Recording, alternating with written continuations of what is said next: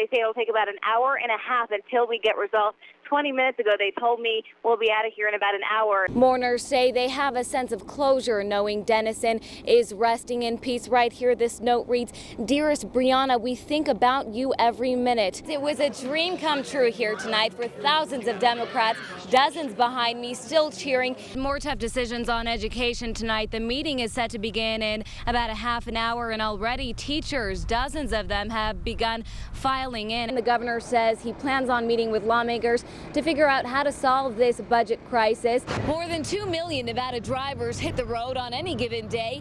Some pro-gun advocates say they think the Obama administration is trying to reinstate the ban on assault weapons. Then there's the recession. Some say they're stocking up to protect themselves against an increase in crime. We're coming into 2009. Excuse me. All right. I hope he gets a ride home tonight. All the food they're passing out, and they're making the green. The owner here says he's very excited for the temporary economic boost. Just about 5 minutes ago, it was so calm out here, and suddenly we have this wind kicking up. We have snow flurries coming down on us. They've turned me into a cowgirl, but that's the idea. Competitors say if you want to win, you have to eat, breathe, and sleep rodeo. Tim Howard is frustrated. For 5 years, he says he's been wanting to install a 34-foot wind turbine in his backyard, but every time he goes before the Planning Commission to make his case, he gets turned down. The commission tells him it doesn't have a special use permit for windmills. The hurdle? Height. What they were using was an old city ordinance of 32 feet height restriction for a hook and ladder to reach the top of. Some of Howard's neighbors say they want Howard to be the leader of alternative energy in Carson City. Somebody has to start, and he's kind of paving the way, I guess, you know, and it's a good thing. I mean, look at these mountains. Look at what we have to preserve around here. Other neighbors say they're blown away by the idea of windmills in a residential neighborhood. Here's page after page of letters some wrote to the Planning Commission saying the towers will block their view of the mountains. Looking here, there's a hill blocking his home.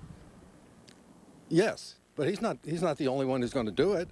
Once the city code is changed, anybody who wants to do it. If the fellow next door wants to put up a gang of windmills, why not? David Campbell is right. The new ordinance wouldn't put a limit on the number of windmills people can install in their backyards. We have a beautiful view here. Would it be well served to have windmills on the hill there? This would not be any more blocking or hindering of any view of the mountains than any normal telephone pole. This is a story about Ken Ferguson, the owner of Ferguson Tree Farms, who decided to give away a tree to whomever doesn't have the money to buy one. The ones that are coming in are the ones that desperately need. They can't afford, $85 to $100 for a tree. Ferguson says people heard about his tree giveaway on News 4 and started pouring in. One by one, they'd pick up a perfect pine and go their own way. It's nice to know that there's people out here doing this kind of thing. We're probably going to end up with the Charlie Brown tree, nothing on it. But she didn't. Instead, Alyssa Hawley and her brother got their hands on a good-looking Douglas fir, one of some 1,500 trees now in a home ready for decorations. Ferguson says he's not stopping here. I'm going to come back bigger, better, and tougher next year. That's when the story takes a new turn. The owner of the tree lot across the way says thanks to Ferguson, people are not spending green to get one. Channel 4, they're looking for a statement. The manager of G&G Nursery told us the owner, John Giosi, wasn't around, so gave us his phone number. I gave him a call. Ferguson told News 4 that the people picking up the trees wouldn't have purchased one in the first place, so he's saying he's not necessarily cutting into your profits. This isn't about competition. Giosi admitted he sent his son to the free Christmas tree lot to request some trees of his own. Ferguson accuses Giosi's son of threatening him with a lawsuit to stop him from giving away trees. Giosi says that's not true, and he doesn't want to be a part of this controversy any longer. He'll live with weak tree sales for whatever the reason. We don't want the community looked at as a dangerous community by any stretch. The neighbors don't want to hear it, but FEMA says it is what it is. As of March 16th, 246 homes in Double Diamond Ranch will be in a hazardous flood zone because of FEMA's new national guidelines for flood zones. In my buy agreement, it states I am not in a flood zone. And now I'm going to be in a hazardous flood zone? That's absurd.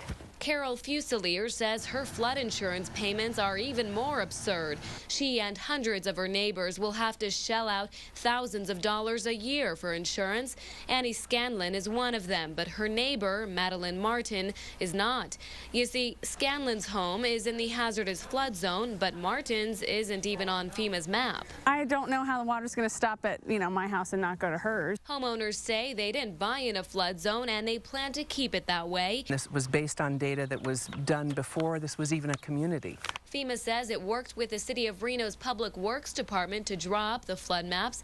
Carrie Lanza is a senior engineer with the department. The neighbors say the mapping is based on 12-year-old information. Is this true? Can't speak to how old the information is, but I know that right now we are also conducting a study to find out whether FEMA used the best information available in their determination of this flood zone area. One question that comes up concerns this levee, which was here before the houses went up. Here's the levee about 500 yards away from Double Diamond Ranch, and here is the letter Reno Mayor Bob Cashel wrote to FEMA asking for a one-year extension on the final flood map to March 16, 2010.